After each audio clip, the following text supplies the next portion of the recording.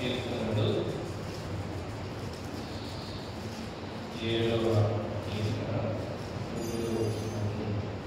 దేవుని వాక్యాన్ని చదువుతున్నాం. హృదయములను అంతరేంద్రములను పరిశీలించు నీతి గల దేవా. ప్రార్థన చేసుకున్నాం. మహాగణుడు మహోన్నతమైన తండ్రి, మహిమా ప్రభావం కలిగిన దేవ, కృప కలిగిన తండ్రి, జాతి కరుణను అనుగ్రహించిన మహాదేవుడు తండ్రి, నీ ప్రియకుమారుడు మా రక్షకుడైన యేసుక్రీస్తు ప్రభువు నామములో నీ పాద సన్నిధిలో సాగిలపడడానికి, నీ మాటలు వినడానికి, నీ ఘనమైన నామానికి సాక్షాత్తంగా జీవించడానికి నీవిచ్చిన మహాకృపకై నీ పాదాలకు స్తోత్రాలు చెల్లిస్తున్నాను తండ్రి. నాయనా, ప్రభువా, మమ్మల్ని సమకూర్చారు.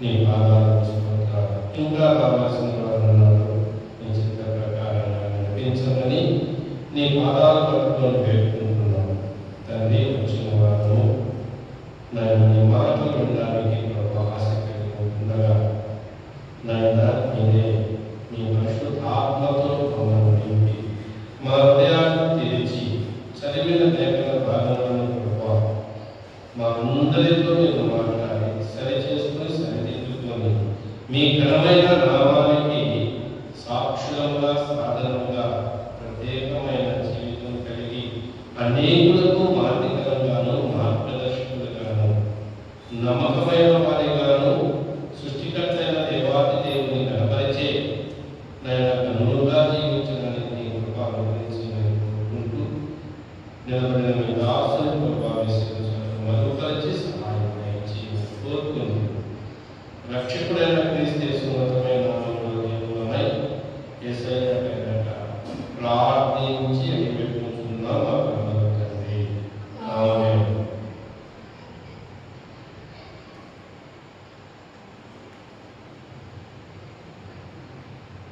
దావీదు కీర్తన. దావీదు పాట పాడుతూ ఉన్నాడు. కీర్తన అంటే పాట.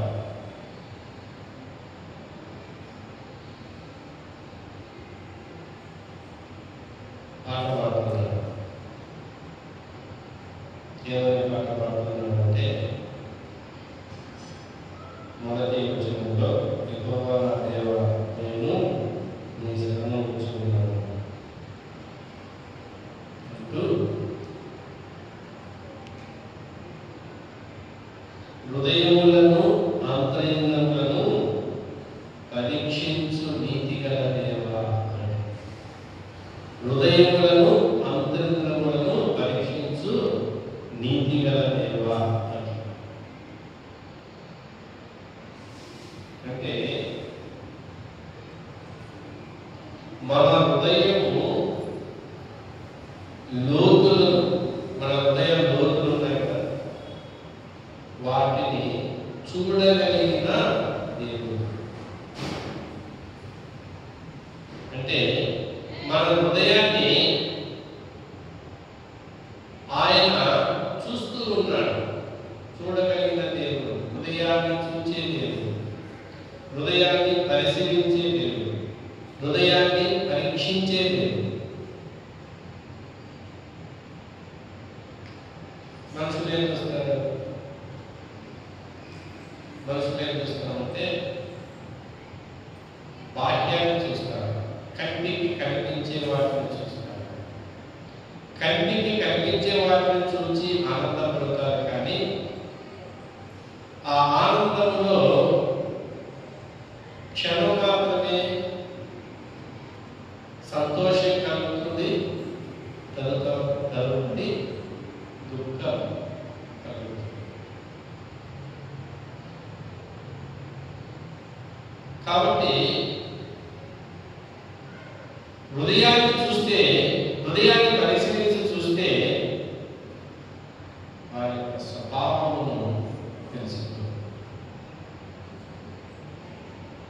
వారి స్వభావం తెలుసుకుంటుంది.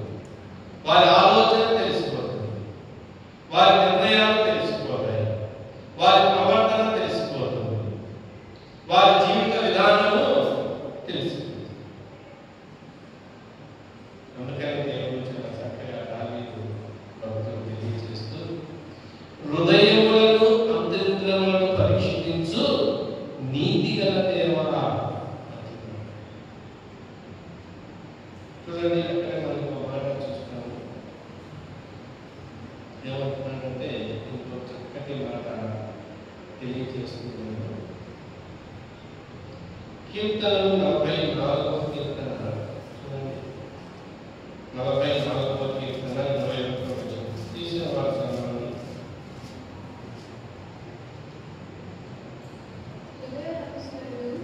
హృదయ రహస్యములను ఎదిగిన దేవుడు ఆ సంగతిని పరిశోధింపక మానునా. చెప్పేస్తున్నాడు, హృదయ రహస్యము ఎదిగిన దేవుడు.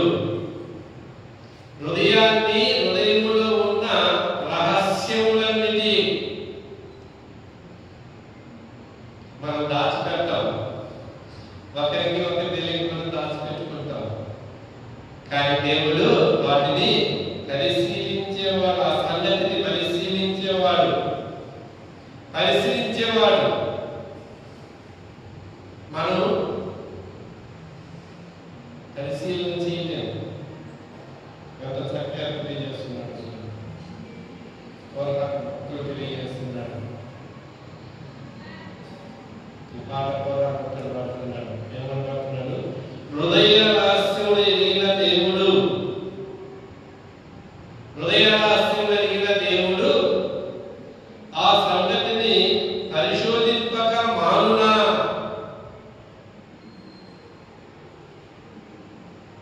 నీ మనసు ఎట్లుంది దేవుని ఎదుట? నీ హృదయం ఎలా ఉంది దేవుని ఎదుట? నీ జీవితం ఎలా ఉంది దేవుని ఎదుట? మన జీవితాలు ఎలా ఉన్నాయి దేవుని ఎదుట? నీవు నేను చెప్పలేము, కానీ చెప్పగలిగిన దేవుడు ఉన్నాడు. ఆ సాగుగా చాలా చక్కగా రహస్యములు ఉంటాయి. ఒకరికి ఎవరికి తెలియకుండా, భర్తకు తెలియకుండా భార్య రహస్యాలు, భార్యకు తెలియకుండా భర్త రహస్యాలు, తల్లికి తెలియకుండా పిల్లల రహస్యాలు, పిల్లలకు తెలియకుండా తల్లికి రహస్యాలు, తండ్రికి తెలియకుండా కుమారుల రహస్యాలు, కుమారుని తెలియకుండా తండ్రికి రహస్యాలు. ఎవరి వారే రహస్యాలతో హృదయం నింపబడి ఉంటారు. దాన్ని బయలుపరచక మానున్నాను, బయలుపరుస్తారు. నా హృదయాన్ని పరిశీలించి బయలుపరుస్తారు. దేవుని సన్నిధిలో ఎత్తుతున్నావు, ఎలా జీవిస్తున్నావు, ఎలా ప్రవర్తిస్తున్నావు, ఏ విధంగా నీ హృదయ ఆలోచన కలిగి ఉన్నావు.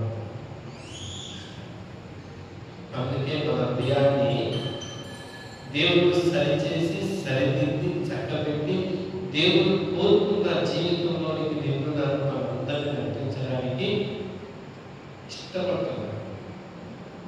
ఆయన ఇష్టపడిన వారు ఆయన సన్నిధికి వస్తారు.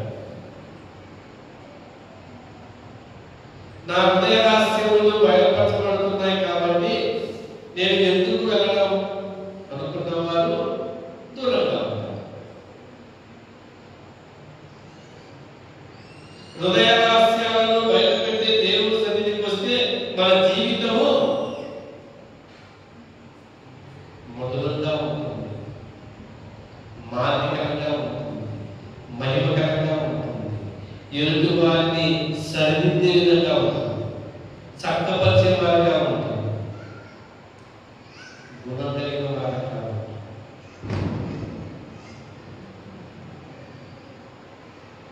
కాబట్టి హృదయాన్ని పరిశీలించే దేవుడు, హృదయ రహస్యములను తెలుసుకున్న దేవుడు. కాబట్టి మన హృదయంలో దాగి ఉన్న వాటిని దేవుడు ఎలా బయటపరుస్తాడో పోయిన పాఠంలో